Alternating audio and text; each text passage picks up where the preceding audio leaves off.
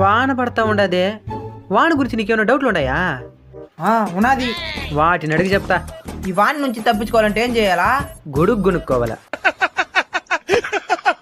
ఇది మరి మాట్లాడితే కోపం వచ్చేది. గొడుగు కొనుక్కొని నాకు తెలుదా? వాన కోసం గొడుగు కొనుక్కునేది, ఎండ కోసం కాదు. కాకుండా ఇంకేదని చెప్పు మావా, వాంట తప్పించుకునేదానికా?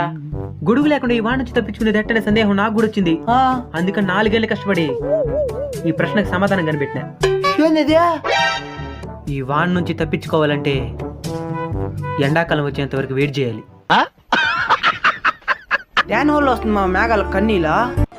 మనిషి స్వార్థంతో చేసే కొన్ని పనులు, అడవుల్ని విచ్చలవిడిగా నరికేయడం, కొండల్ని గుట్టలను కూడా వదిలేకుండా మట్టిని తరలించడం, చెరువులను ఆక్రమించి అపార్ట్మెంట్లు కట్టడం, ఇలాంటి అనర్థాలు చేసినప్పుడే